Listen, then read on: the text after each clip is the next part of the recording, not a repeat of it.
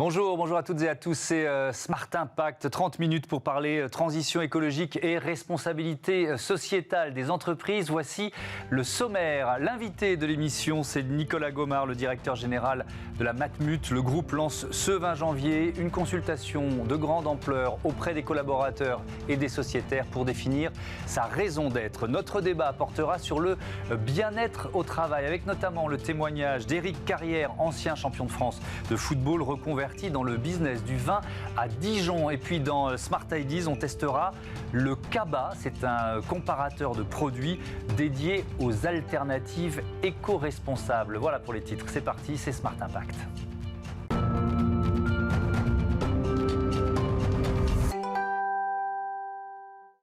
Avec nous, Nicolas Gomard, vice-président, directeur général de la Matmut. Bonjour, bienvenue dans Smart Impact. Est-ce que la liaison est bonne? Est-ce que vous m'entendez bien?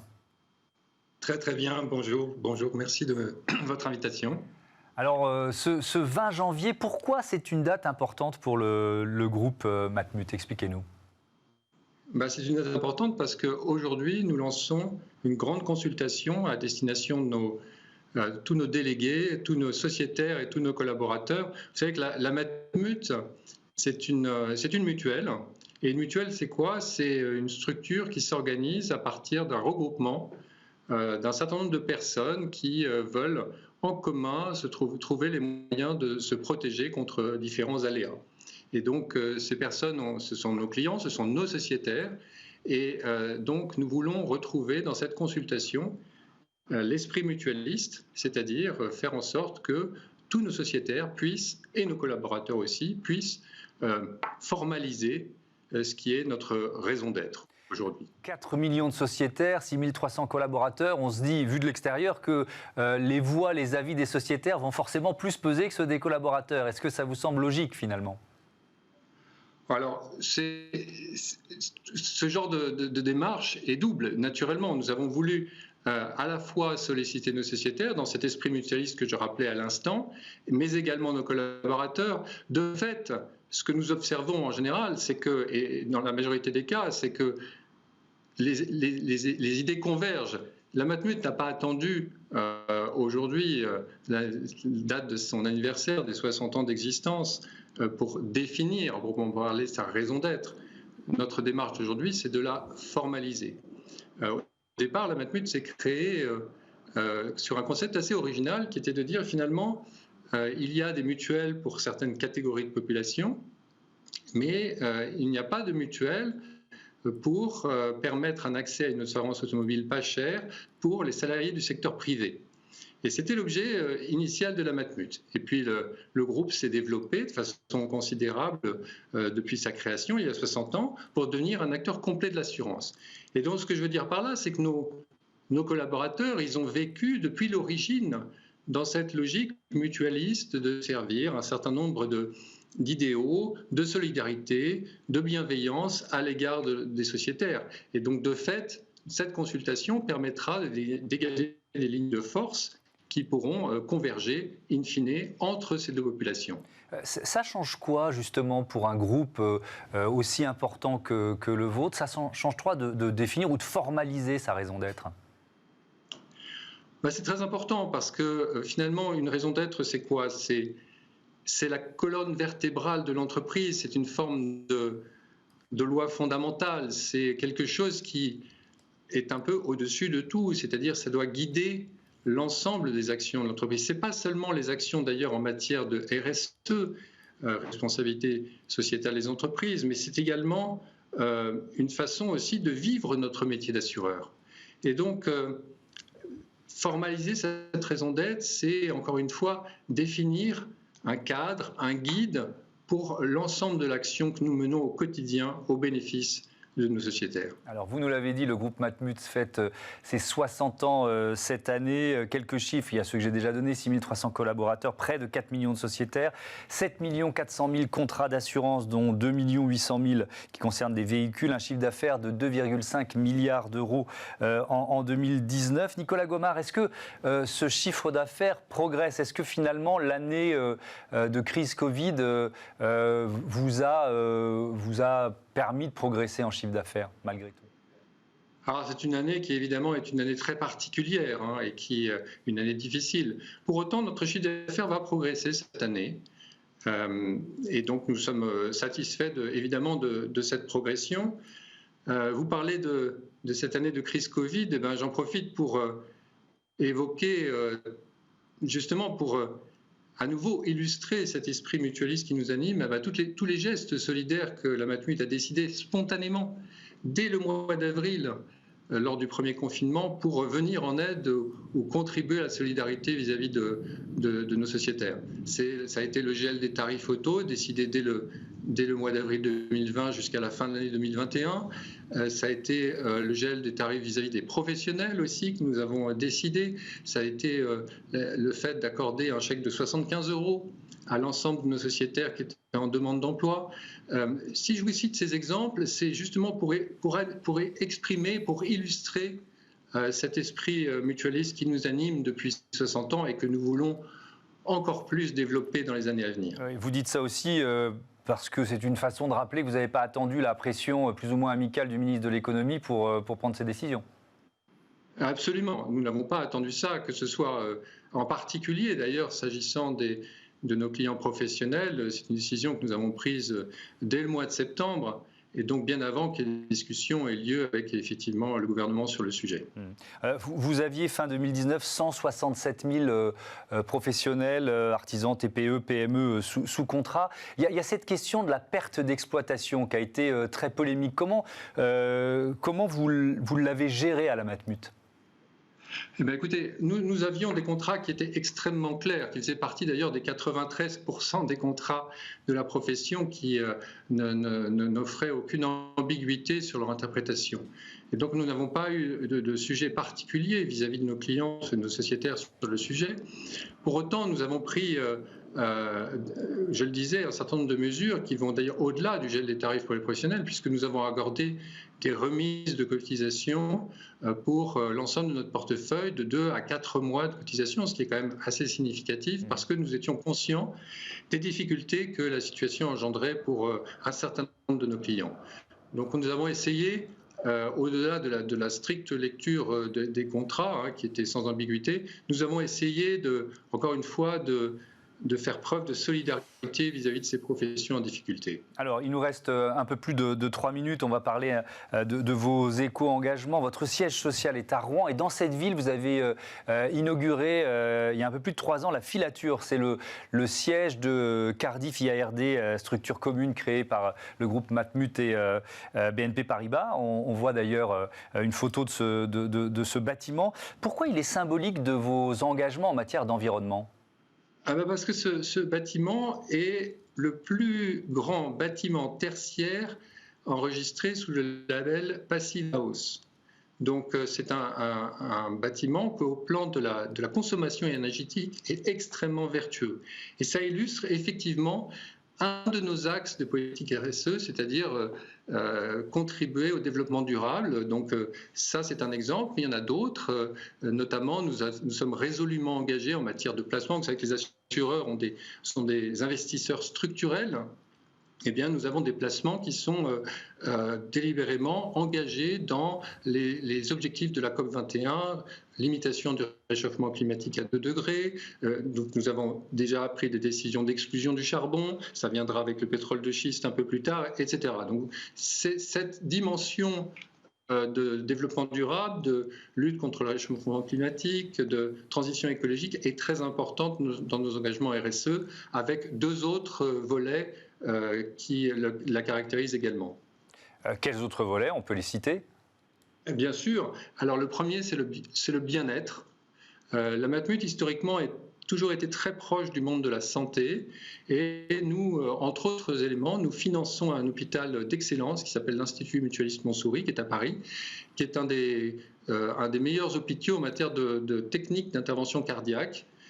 Donc ça, c'est un aspect important de nos engagements. Nous sommes également engagés dans un programme de lutte contre la sédentarité ou des effets négatifs de la sédentarité sur la santé de nos concitoyens, avec en particulier un programme de prévention qui s'appelle Né pour bouger et qui développe toute une série d'actions en faveur justement de l'activité physique Et aussi également, dans notre activité de mutuelle santé, nous offrons des garanties qui permettent de couvrir, vous savez, ce qu'on appelle le sport sur ordonnance, c'est-à-dire la contribution à la rémission des patients qui sont en affection longue durée et qui, par l'activité physique, peuvent justement s'en sortir plus rapidement. Et puis le troisième, plus exactement, volet, c'est l'inclusion.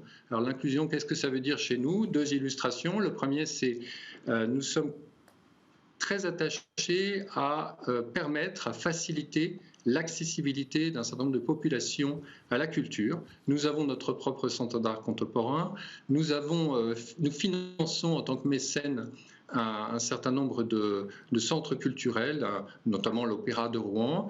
Et à cette occasion, notre accent est mis sur faciliter l'accessibilité des personnes en situation de handicap, des familles, des personnes qui sont éventuellement en difficulté financière, afin de permettre cette accessibilité à la culture.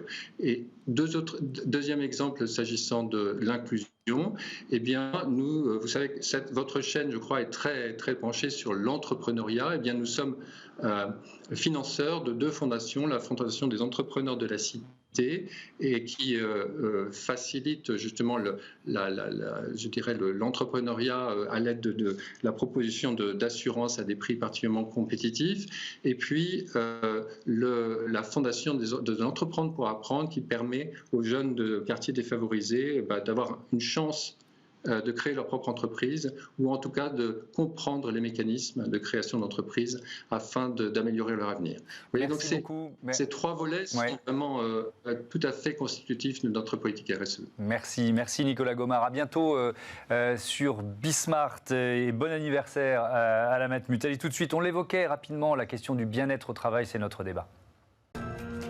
Retrouvez le débat de Smart Impact avec Veolia.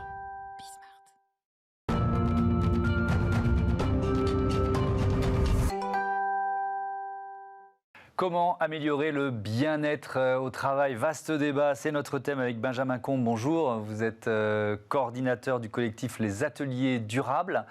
Et avec nous en visioconférence depuis Dijon, Éric Carrière. Bonjour Éric Carrière. Vous êtes le fan de sport que je suis ravi. Vous êtes un ancien joueur professionnel de foot, 4 fois champion de France avec Nantes, puis avec Lyon, sélectionné en équipe de France à de multiples reprises. Aujourd'hui consultant pour Canal. Et c'est pour ça que vous êtes mon invité aujourd'hui. Vous avez fondé avec Nicolas Creusot les Caves Carrière en 2010. Avec quel principe de management, puisqu'on parle de bien-être au travail? Très inspiré de mon ancienne vie de footballeur, puisque moi j'ai essayé d'analyser dans ma carrière comment je me sentais dans les groupes où j'évoluais, quand est-ce que j'ai été performant, quand est-ce que j'étais aussi bien dans ma vie et quand est-ce qu'il y a eu aussi des résultats. Et j'essaye d'appliquer ça dans le milieu de l'entreprise. Et donc je me suis rendu compte que déjà il faut avoir un langage commun.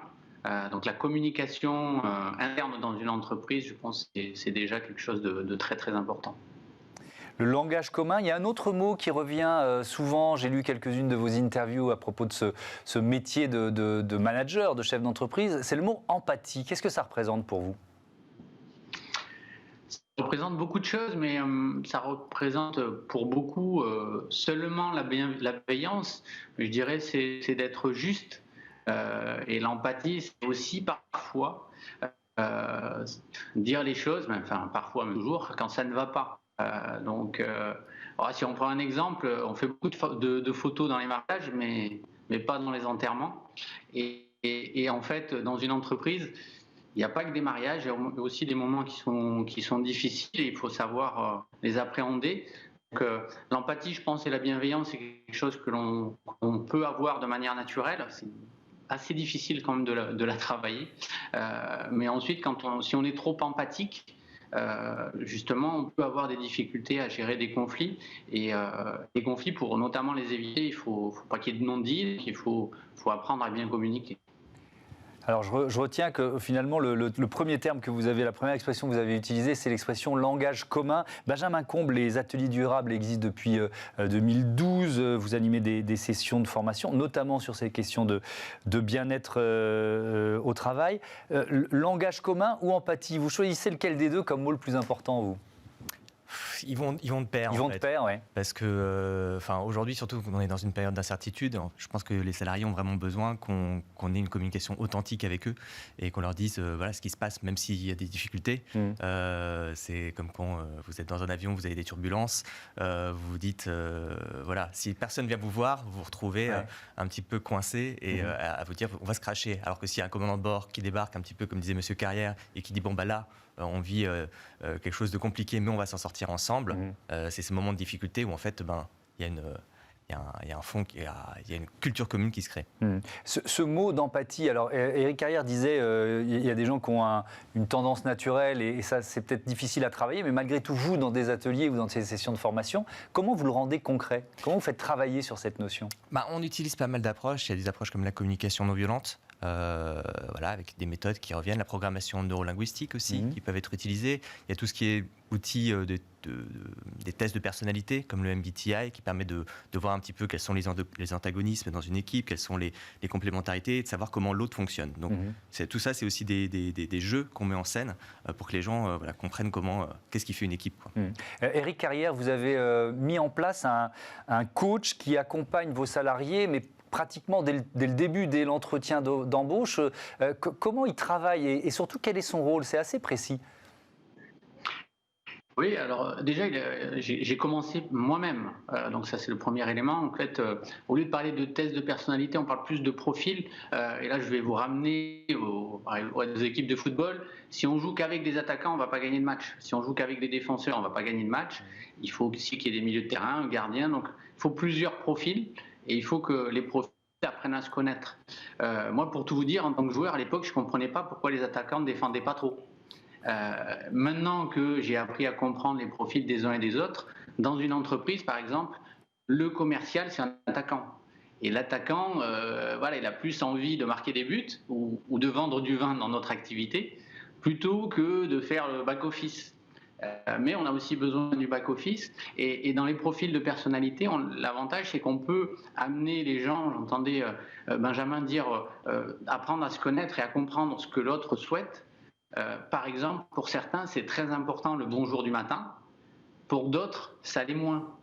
Mais du coup, si tout le monde comprend que c'est important pour certaines de dire bonjour et de passer un petit peu de temps, on prend ce moment au départ de la journée. Et inversement, il faut comprendre que le buteur, il a envie de marquer des buts. Donc, il faut lui mettre des ballons devant le but pour qu'il en marque. Ça veut dire que c'est le résultat de ces échanges avec le coach. Ils sont, et vous l'avez dit, vous avez commencé par l'appliquer à vous-même et à votre associé, au patron. Ces résultats, ils sont connus de tous, ils sont accessibles à tous, c'est ça ?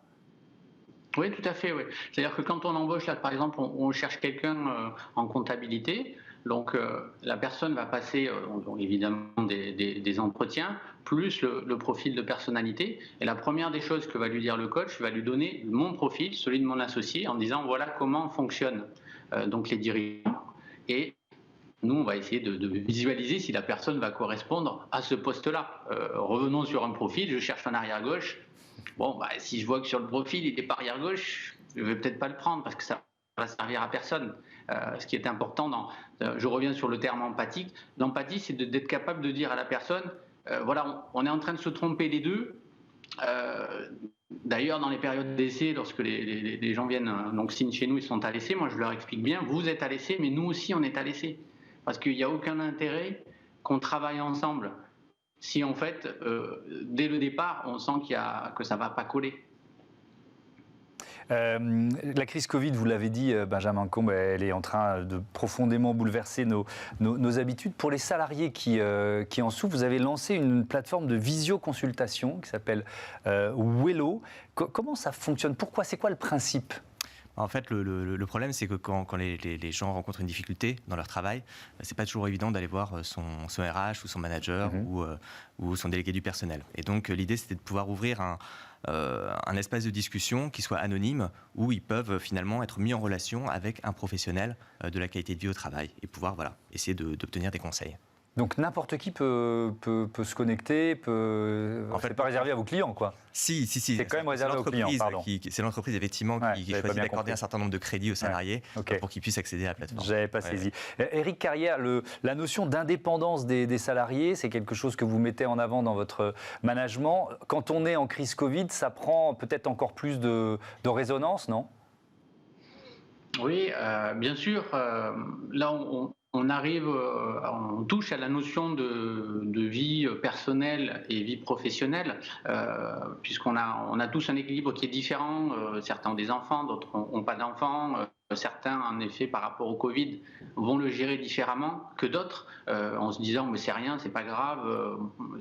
Moi, j'ai même pas envie de me protéger, par exemple. Donc, en tant que manager, c'est vrai qu'il faut qu'on arrive à trouver justement ce langage commun, pour que tout le monde comprenne qu'il y a des personnes qui vont avoir très peur du virus, d'autres moins. Les engagements que prennent aussi la société, donc la responsabilité de la société et des dirigeants.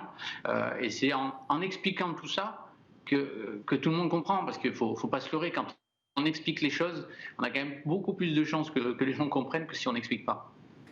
Vous nous avez dit qu'il y a pas mal de principes de management finalement qui sont liés à votre expérience de joueur professionnel. Est-ce que, à l'inverse, il y a des retours d'expérience là de la décennie écoulée, puisque ça fait 10 ans que vous faites ce métier de manager, où vous vous dites tiens, ça aurait pu me servir quand j'étais joueur pro, j'aurais pu faire ci ou ça beaucoup mieux. Oui, bien sûr. Et puis, je me dis aussi qu'il y a encore beaucoup de chemin à parcourir dans le football. Déjà, j'ai fait un constat. Le milieu de l'entreprise, hors sport de haut niveau, va énormément solliciter des sportifs ou des anciens sportifs, mais c'est quasiment jamais l'inverse. Alors qu'il y a beaucoup de choses à prendre pour le milieu du sport par rapport à l'entreprise. Quand on voit les millions qui sont, on ne va pas dire dépensés, on va dire investis, alors qu'il n'y a pas de profil de personnalité, c'est parfois « Ah tiens, lui, il a l'air bon, on va le prendre ». Alors que, oui, il est peut-être bon dans un contexte, mais est-ce que dans le contexte de notre club, il va être aussi bon ? C'est pas sûr. C'est pour ça tout à l'heure que je disais, un collaborateur, quand il vient, il est à l'essai, mais l'entreprise qui le reçoit, elle est aussi à l'essai, parce que maintenant, les jeunes, ils veulent pas s'engager sur 30 ans dans une société où il n'y a pas de sens, où il n'y a pas d'engagement, où ils se retrouvent pas. Donc, ils sont capables de switcher d'un jour à l'autre, en quelque sorte. Et tant mieux, parce que ça nous permet à nous de réfléchir un peu plus et de se dire, moi, cette personne-là, j'ai envie de la faire progresser, j'ai envie qu'elle reste, mais il faut aussi que je lui montre qu'il faut qu'elle ait envie de rester. Merci beaucoup, merci Éric Carrière, merci Benjamin Combe, à bientôt sur Bismart. Tout de suite, on compare les produits éco-responsables. Smart Ideas avec BNP Paribas, découvrez des entreprises à impact positif.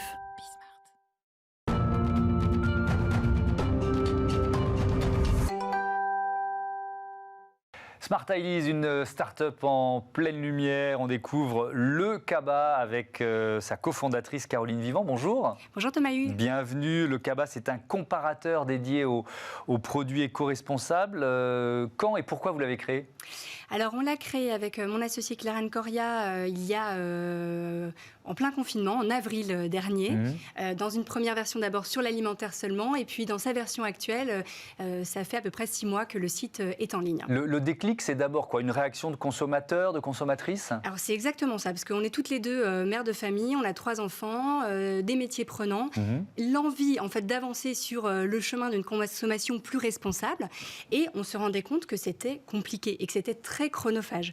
Parce que dès qu'on commence à questionner sa consommation, ça veut dire qu'on se pose des questions sur les provenances, sur les emballages, sur les ingrédients, et ça prend beaucoup de temps. Et effectivement, après avoir passé encore des soirées à chercher des couches bio qui ne fuient pas ou une gourde éco-responsable, on s'est dit c'est quand même pas possible qu'en 2020, 2021 c'est toujours vrai malheureusement, consommer responsable, ce soit plus compliqué que de consommer tout court. Alors, sauf que vous proposez une solution au casse-tête. Comment ça marche, exactement. le cabas? Alors nous, on s'est dit, il faut faciliter la consommation responsable. Il faut faire ce travail de recherche à la place de tous les gens qui ont envie de changer des choses chez eux, mais qui n'ont pas forcément le temps ni les connaissances pour chercher. Parce que on nous a jamais appris à l'école à décrypter une étiquette. Donc, en fait, on cherche des alternatives, on les sélectionne, on les compare et on propose sur notre site des comparatifs pour chaque geste du quotidien. Donc, que ce soit le déo dans la salle de bain, se mettre au vrac dans sa cuisine, au vélo électrique, prendre un composteur, n'importe quel geste, on va proposer des solutions qui sont plus éco-responsable qu'une consommation classique. Vous êtes une ancienne journaliste. Oui.